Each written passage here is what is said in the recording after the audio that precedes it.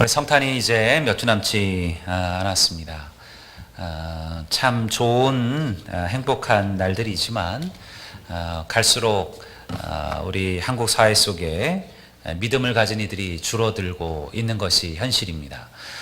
그래서 여러분들 우리 별로 성탄 분위기가 많이 나진 않지만 그럼에도 우리 성도들은 끊임없이 우리 성탄을 기대하고 또 소망하고 바라고 또 희망해야 될 줄로 믿습니다. 우리 옆에 있는 분들과 잠깐 한번 인사하시겠습니다. 이렇게 한번 인사하시죠. 우리 예수님만이 소망이십니다. 한번 해보세요. 주님만이 소망입니다. 주님만이 소망이십니다. 성탄의 슬로건이 이거예요. 예수님만이 소망이다. 이것을 이 세상에게 알려준 것이 성탄입니다. 그래서 여러분들 이 성탄절까지 우리 성탄의 의미들을 끊임없이 나누기를 바랍니다. 2000년 동안 그리스도인들을 설명하는 두 단어는 은혜와 선한 행실이었습니다. 하나님의 자녀들은 끊임없이 은혜 안으로 들어가야 됩니다. 매 순간 나를 사랑하시는 하나님의 사랑과 그 주님의 은혜를 기억하고 감격하는 것이 성도의 삶입니다. 어느 순간 나도 모르게 의무와 책임에 묶여버린 그런 은혜를 회복해 가야만 합니다. 그것이 우리를 그리스도인다운 자유를 누리게 하기 때문에 그렇습니다. 또한 이렇게 은혜 받은 성도들에게 보여지는 삶이 바로 선한 행실입니다. 성도는 마땅히 선한 일에 힘쓰며 살아야만 합니다. 골로새서 1장 10절 말씀에 보면 바울은 다음과 같이 이야기합니다. 주께 합당하게 행하고 범사에 기쁘게 하고 모든 선한 일에 열매를 맺게 하시며 하나님을 아는 일에 자라나게 하시고. 다시 말해서 그리스도의 삶은 그저 나만 구원받는 것에 국한되지 않는다라는 거예요. 우리는 그저 나 혼자 구원받고 나 혼자 천국 가면 믿음의 일을 다 이루은 것이냐? 아닙니다. 성도는요, 주님의 뜻에 합당하게 행하고 범세 하나님을 기쁘시게 하며 나아가 모든 선한 열매를 맺어야만 하는 책임을 가지고 있습니다. 그런데 여기까지는 세상의 종교들도 다 비슷해요. 여러분, 기독교만 선하던가요? 기독교만 좋은 일 하라고 얘기하던가요? 아니요. 모든 종교가 다 동일한 이야기를 합니다. 어떠한 종교도 선하게 살라고 얘기합니다. 바르게 살라고 얘기합니다. 올바르게 살라고 이야기합니다. 저는 군에서 여러 종파들과 함께 어울려서 살았죠. 군에는 기독교, 목사, 천주교의 신부님, 또 불교의 스님, 법사님, 원불교의 교무들까지 해가지고 4개 종파가 어울려서 함께 살아갑니다. 저는요, 그리스도인보다 훨씬 더 정직하고 올바른 여러분들 불교도도 보았습니다. 저는요, 기독교인보다도 훨씬 더 헌신적이고 봉사하고 충성하는 천주교 신자들도 보았습니다. 저는요, 우리들보다도 더 온화하고 따뜻하고 부드러워 보이는 그런 원불교의 여러분 그러한 신도들도 보았습니다. 여러분, 그들이 우리보다 못하지 않습니다. 우리 생각에는 기독교인들만 특별히 선하고 착한 것처럼요? 아니요. 우리보다 훨씬 더 선하게, 훨씬 더 착하게 사는 것처럼 보이는, 그리고 실제 그렇게 살아가는 이들도 많이 있어요. 근데 문제는 무엇이냐면요, 그들은요, 왜 그들이 그렇게 선하게 살아가야 되는지에 대해서 정확한 답을 주지를 못합니다. 여러분, 종교가 우리에게 주는 답은 무엇입니까? 간단해요. 선하게 살아야 벌 받지 않는다라는 거예요. 세상의 종교에서 선하게 살아야 되는 이유는 이게 첫 번째예요. 선하고 착하게 살아야 다음 세상에서 우리가 벌 받지 않을 것이다. 심판에 대한 두려움입니다. 또 하나는요, 선하게 살아야 우리가 다음 세상에서 더 나은 삶을 살게 될 것이다 라는 기대감이에요. 근데 기독교는 조금 다르게 이야기합니다. 물론 우리도 지옥의 형벌을 두려워하죠. 우리도 영생의 소망을 기대합니다. 그러나 이런 그것 때문에 우리는 선한 행실로 살아가는 게 아니에요. 그것이 우리의 이유가 되는 것은 아닙니다. 그것은요, 결과입니다. 결과. 오늘 우리가 살아가는 이유는요, 성경이 우리에게 이미 말씀해 주고 있습니다.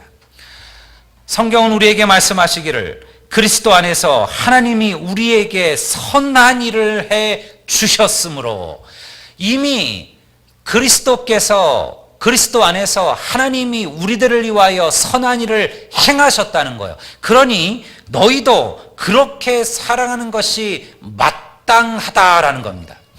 다시 말해서 우리가 선하게 살아가야 하는 모든 삶의 이유는요, 주님에게 있는 거예요.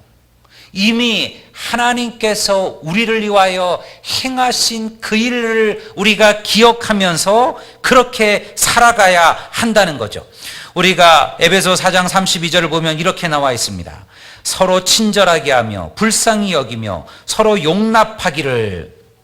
친절하게 하라, 불쌍히 여기라, 또 서로 용납하라. 다 선한 행실 아닙니까? 왜 이렇게 살아야 되느냐? 그 이유가 뒷구절에 나오는 거예요. 하나님이 그리스도 안에서 너희를 용서하신 같이 하라. 하나님께서 이미 그리스도 안에서 우리를 용서하여 주셨기 때문에 너희들이 이렇게 사는 것이 마땅하다라는 거예요. 요한일서 3장 16절도 동의합니다. 그가 우리를 위하여 목숨을 버리셨으니 이로써 우리가 사랑을 알고 우리도 형제들을 위하여 목숨을 버리는 것이 마땅하도다. 그러니까 우리의 행실의 모든 기준에는 뭐가 있냐면 하나님께서 우리들을 위하여 행하신 은혜, 이것이 우리의 모든 행실의 그 기반에 서 있다는 것입니다. 간혹 우리의 선행과 우리의 자랑이, 우리의 의가 우리의 자랑이 될 때가 있습니다. 바리새인들은 다른 이들에게 자신을 자랑하고 자기의 의를 드러내기 위하여 선한 일을 했어요. 주님이 그들을 외식하는 자라 책망하셨던 이유는요, 그들이 선한 일을 했기 때문이 아니에요. 선행으로 인한 그들의 교만과 그리고 남들에 대한 판단 때문이었습니다. 오히려 주님은 말씀하시기를 바리새인을 본받으라는 얘기도 했어요.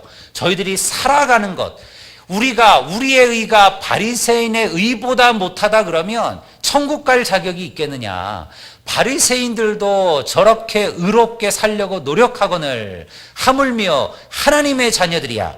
그런데 여러분, 중요한 것은 그들이 무슨 동기로 그러한 선한 일에 나아갔냐는 겁니다. 오늘 우리가 왜 구제 일을 합니까? 하나님께서 먼저 우리를 사랑하시고 우리를 구원하셨기 때문입니다. 항상 믿음은 하나님께로 돌아가는 거죠. 하나님께서 나와 같은 죄인을 사랑하셨다라는 그 놀라운 사실을 기억하며 감격하는 게 바로 믿음의 시작입니다. 그러니 여러분, 교회는 절대 그리스도 없는 교회, 그리스도가 없는 기독교에 빠져서는 안 된다라는 거예요. 이게 무슨 말입니까? 주님은 사라져버리고 사람만 남는 교회가 되어서는 안 된다는 것입니다. 주님은 잊혀지고 우리의 의와 자랑만 남는 교회가 돼서는 안 된다라는 거예요. 왜 교회는 항상 모든 일을 기도로 시작하고 기도로 마칠까요? 어렸을 때는 그게 좀 불편했던 기억들이 있어요. 저희 어렸을 때, 또 우리 여러분들 믿음의 옛 우리 선배들의 일들을 보면요, 그들은 모든 일을 기도로 했어요. 정말 모든 일을 기도로 했어요. 예배 드릴 때는 너무 당연한 거죠. 봉사할 때도, 운동을 할 때도, 밥을 먹을 때도, 여러분 교회에 모여서 별거 아닌 그냥 조그만 작업을 할 때도, 교회 와서 여러분 종이를 오리고 무슨 테이블 붙이고 하는 그 일을 할 때도 그들은 먼저 기도하고, 그리고 기도로 그 일을 마쳤어요. 어떨 때는 너무 기계적이 아닌가라고 그렇게 불편하기도 했었어요. 여러분 지금 돌아보면요, 그것을 이해할 수 있게 되었어요. 왜냐하면 교회가 그 무엇을 하든지 간에 그리스도가 빠지면 아무것도 아니기 때문에 그래요. 오늘날 그리스도가 사라져버린 교회가 얼마나 많습니까? 그리스도가 잊혀져 버린 교회가 얼마나 많습니까?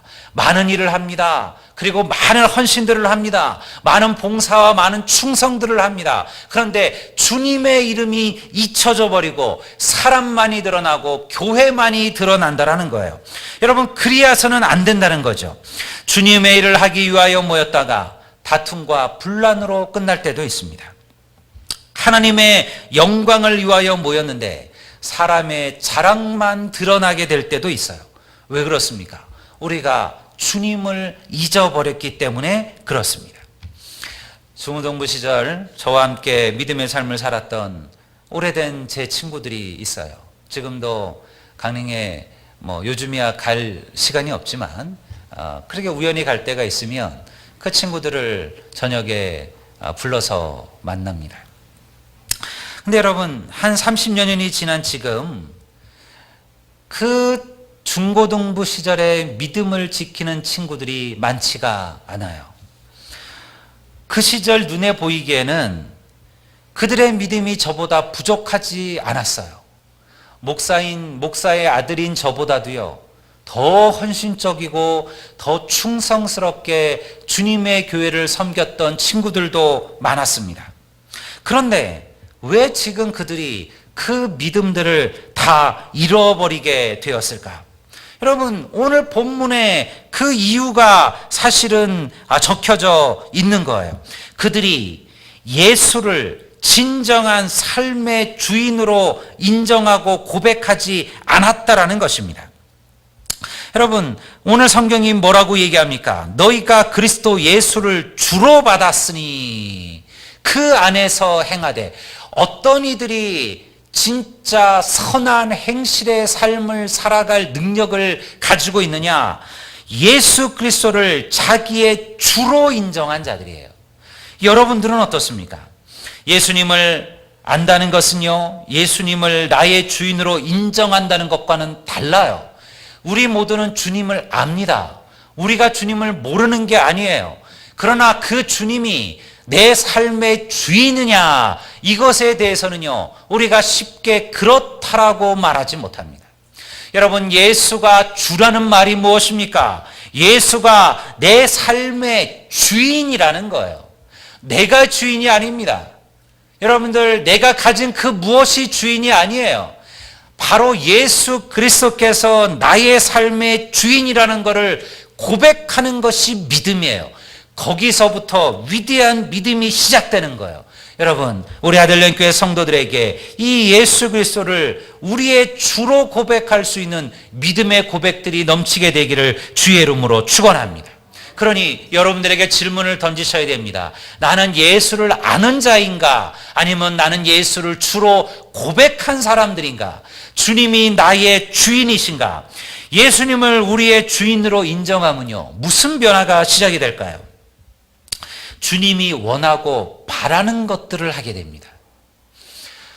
오늘날 수많은 선교사들이 세계 곳곳에 흩어져 있습니다. 그때 제가 정확하게 인원을 잘 몰랐는데요. 우리 성지사님 말에 의하면 우리 지금 기독교에서, 우리 한국에서 파송된 선교사들이 28,600. 28,000, 거의 지금 3만 명에 가까운. 여러분, 미국이 한때 10만 명의 선교사를 파송했는데요, 지금요, 한국이 오히려 미국의 선교사들보다 더 많은 선교사들을 파송하고 있다는 거예요. 놀라운 일이죠. 놀라운 일이죠. 그런데 여러분, 그들이 어떻게 그러한 삶을 살아갈까? 저도 몇 번 선교사에 대한 생각을 꿈꾸은 적이 있었어요.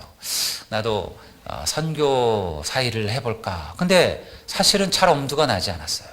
이게 보통 일이 아니에요. 모든 기반이 여기에 다 있는데 이것을 다 포기하는 것입니다. 그리고 여러분, 모든 그 앞으로의 것에 대해서 주님께 맡겨야 되는 거예요. 어떻게 될지 몰라요. 그 선교가 어떻게 될지, 성공할지 또 실패할지. 여러분, 돌아오고 나면 아무것도 없어요. 오늘날 우리 선교사님들이 힘든 이유 가운데 중에 하나가 그거예요. 그들이 노후를 준비할 수 있는 여건이 되지를 못합니다. 한국에 아무것도 없어요. 선교지에 가서 30년, 40년을 선교하고 돌아왔는데요. 그들이 이곳에 와서 그들이 편히 있을 만한 집 한 채가 뭐예요? 방 한 채를 제대로 갖지를 못해요. 여러분, 그들이 아주 힘들게 어렵게 노년을 끌어가는 선교사들이 많아요. 한국에 그래서 은퇴한 선교사님들을 위한 그러한 휴식의 집이 있지만요, 극히 부족해요. 극히 부족해요. 여러분, 그러니 얼마나 많은 결단들이 필요하고 얼마나 많은 두려움이 필요하겠습니까? 그런데 어떻게 그들이 기꺼이 그 길을 선택하느냐? 그들은요, 예수를 자기의 주인으로 고백하신 거예요. 그러니 예수님께서 원하시고 바라시는 일을 선택하며 살아가게 되는 거죠. 주님이 우리에게 원하시는 것이 무엇입니까? 우리가 오늘 읽은 7절 말씀을 다시 한번 보십시오. 이렇게 기록되어져 있습니다.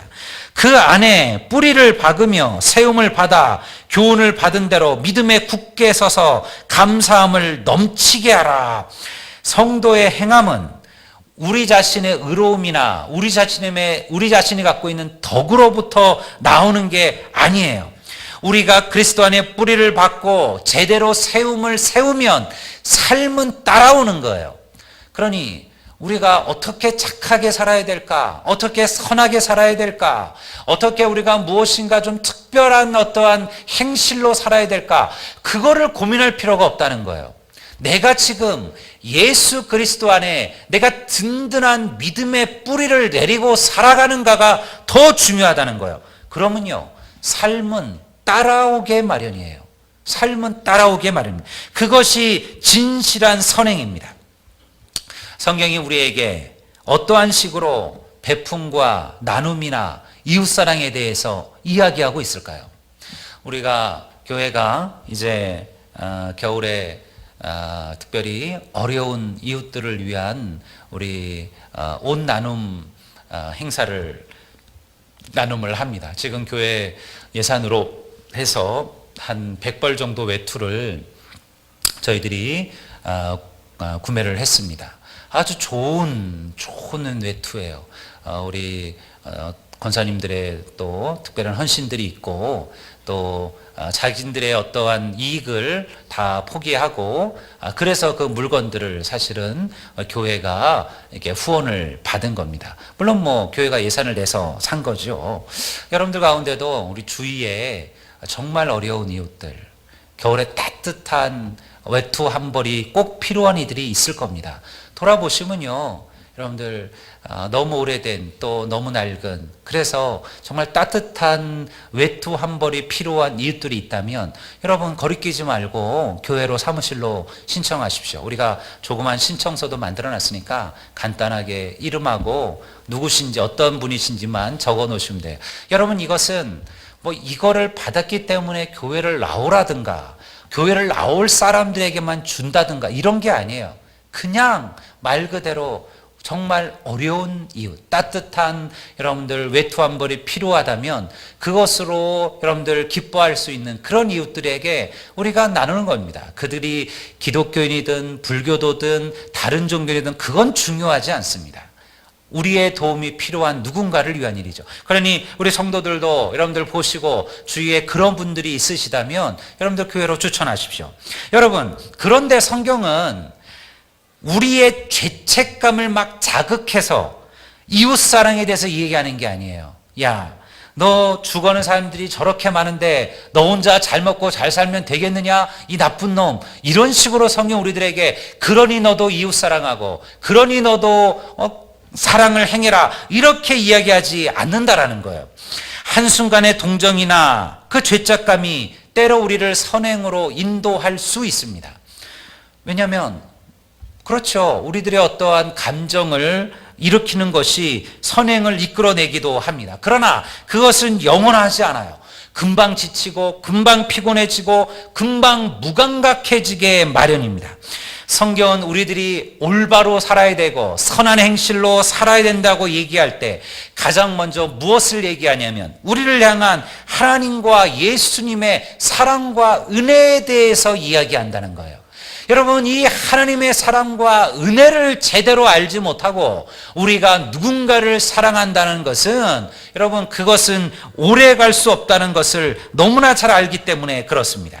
그러니 성도 여러분, 복음의 은혜로 우리의 심령을 채우는 것이 우선이에요. 하나님의 사랑으로 감격하는 것이 우선이에요. 그렇게 되면요, 감사함으로 선한 삶의 행실이 따라오게 되는 것입니다.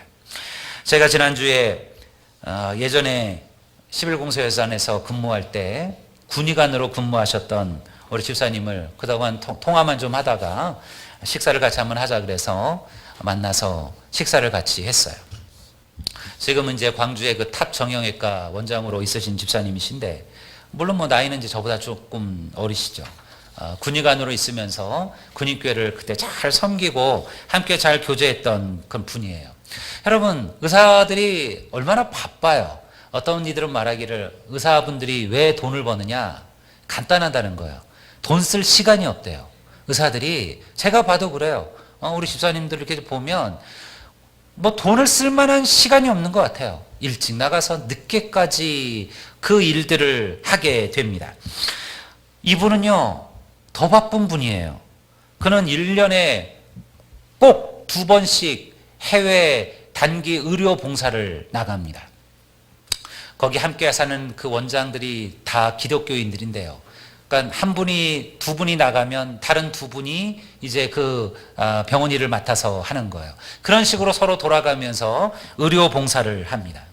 여러분, 그리고 한 달에 한 번씩 이 그 농촌 지역, 이 오지 지역을 다니면서 그 의대생들과 함께 또 의료 자원봉사를 한대요. 여러분, 그리고 매주 한 주에 2번씩 점심이나 저녁을 조선대 의대생들을 찾아가서 그들을 밥을 먹이는 거예요. 오라 그러면 오지도 않는데요. 자기가 차를 가지고 딱 가서 그 앞에 대기하고 있다가 딱 수업 끝나고 딱 나오면 바로 딱 태워서, 그리고 식당 가가지고 밥 먹이면서, 그리고 하나님 얘기하고 복음 얘기하고 다 자기 돈으로 그 일을 하는 거예요. 그렇게 살아가는 거예요. 제가 들어보니까요, 제가 부끄러운 거예요. 정말 대단한 헌신인 거예요. 그래서 제가 물었어요. 집사님, 어떻게 그 많은, 바쁜데 그 많은 일을 합니까? 힘들고 또 지치지 않으십니까? 그랬더니 이 집사님이 씩 웃으면서 말이 그거예요. 목사님, 제가 받은 은혜가 얼마인데요?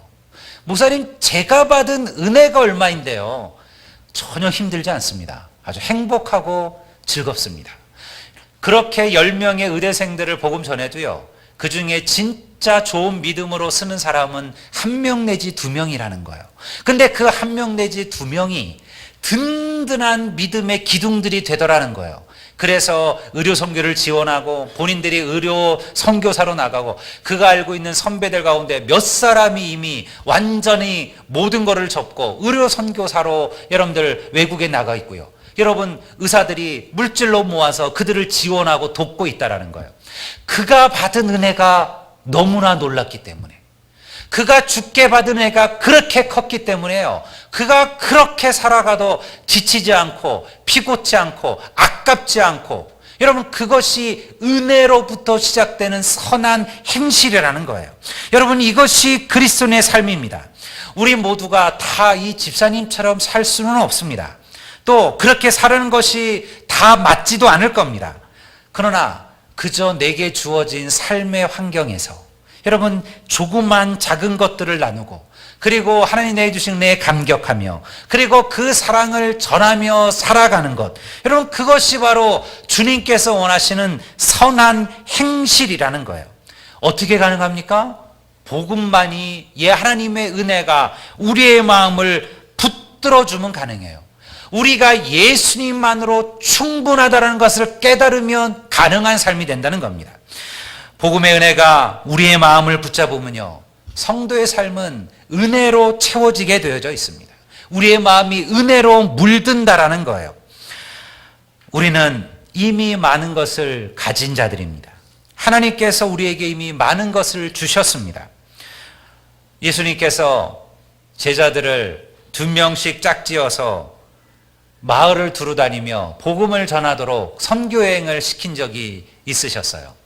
주님께서 사람들을 보내셨습니다. 그들이 다니면서 주의 복음을 전하고, 그리고 다시 주님께 다 모여왔어요. 여러분 그때 돌아온 주님 그 제자들에게 주님께서 물으셨습니다. 내가 너희를 전대도 없이 배낭도 없이 신발도 없이 보내었건만 너희들에게 부족한 것이 있었더냐. 여러분 그럴 때 제자들이 하나같이 얘기했어요. 뭐로 답했습니까? 없나이다 그랬어요. 없나이다. 여러분 그들이 그 많은 시간들을 전도로 가면서 돈 한 푼 가져가지 아니하고 먹을 음식 하나 가져가지 아니하고 배낭 하나 가져가지 아니하고 신발 하나 가져가지 않았지만요. 그들이 부족한 게 없었어요. 여러분 언젠가 우리들도 그러한 하나님의 질문을 듣게 될 겁니다. 언젠가 우리가 주님 앞에 서는 순간, 영원한 천국에 서는 순간 주님도 우리에게 동일한 질문을 던질 겁니다. 얘야, 네가 저 세상에 살 때 너희들에게 부족한 것이 있었더냐? 너희들에게 모자란 것이 있었더냐? 하나님의 은혜를 품고 살았던 이들은요, 이렇게 답할 겁니다. 아니요, 하나도 부족하지 않았습니다. 하나도 부족하지 않았습니다. 우리는 주님만으로 충분했습니다. 여러분, 이 고백이 우리 모두의 고백이 되기를 주의 이름으로 축원합니다. 여러분, 우리 교회는 앞으로도 많은 일들을 할 겁니다. 또 그걸 위해서 이런 필요한 것들도 많을 겁니다. 물질도 필요하겠죠. 사람들도 필요할 겁니다. 달란트 가진 그런 일꾼들도 필요합니다. 교육자들도 더 필요할 것이고요. 그러나 가장 중요한 것은요, 이미 우리는 하나님의 은혜 속에서 삽니다. 육신의 연약함으로 어려운 성도들도 있습니다. 저는요, 물질의 부족함을 겪고 있는 우리 성도들도 있다는 것을 잘 알고 있습니다. 자녀들의 문제로, 가정의 문제로, 혹은 사업이나 또 직장의 문제로 어려움과 아픔을 겪고 있는 그런 우리 성도들도 우리 가운데 있으리라 생각을 합니다. 그러나 성도 여러분, 이미 여러분들은 예수 그리스도를 여러분의 주인으로 모셨습니다. 주님 주시는 영광과 평안과 축복을 이미 얻으신 줄로 믿습니다. 이것으로 충분합니다. 여러분, 우리가 모든 사람들이 다 똑같이 살지는 못할 겁니다. 주님 부르시는 그날까지 어떤 이들은 병들어 아파할 겁니다. 어떤 이들은요, 끊임없이 물질의 어려움도 겪으실 겁니다. 어떤 이들은요, 생각하지 않았던 인생의 고난과 시련도 맞이하게 될 겁니다. 그것이 인생 아닙니까? 우리 모두의 인생이 여러분 다 탄탄대로로 펼쳐진 그러한 삶은 아닐 겁니다. 하나님께 주시는 이런 평안함을 누리는 분도 있겠지만, 그러나 생각하지 않았던 인생의 시련과 고난 속에서 걸어가야 될 일도 있어요. 그러나 여러분, 이미 우리가 예수 그리스도를 내 삶의 주인으로 영접하고 그리고 은혜 안에 살아가고 있다면 그것으로 충분하다라는 거예요. 모든 것을 가졌어도 주님이 없어서 아무것도 가지지 못한 인생들이 있어요. 아무것도 가지지 못했지만 여러분 이미 주님을 모셨기 때문에 모든 것을 얻은 인생도 있어요. 여러분, 우리의 인생이 세상의 것을 다 가졌다 할지라도 주님 없어서 아무것도 아닌 인생이 아니라, 여러분 설령 우리가 세상의 것은 없을지라도 그러나 주님을 가졌기에 이미 모든 것을 얻은 인생처럼 그렇게 살아갈 수 있는 인생들이 되시기를 주의 이름으로 축원합니다. 그러니 여러분, 믿음 가운데 든든히 서십시오. 세상의 어떤 시련이나 풍파나 사단의 시험에 흔들리지 마십시오. 여러분들을 끊어버리려고 하는, 여러분들을 주의 손으로부터 그 손을 풀고자 하는 여러 가지 세상의 시련이나 유혹이나 시험에 넘어지지 마십시오. 그리고 하나님의 은혜를 붙잡고 든든히 믿음의 길을 걸어가십시오. 그리고 나면요, 언젠가 주님 앞에 서는 그날 우리가 이렇게 고백하게 될 줄로 믿습니다. 나는 예수만으로 충분했습니다. 이 고백이 우리의 고백이 되기를 주의 이름으로 축원드립니다.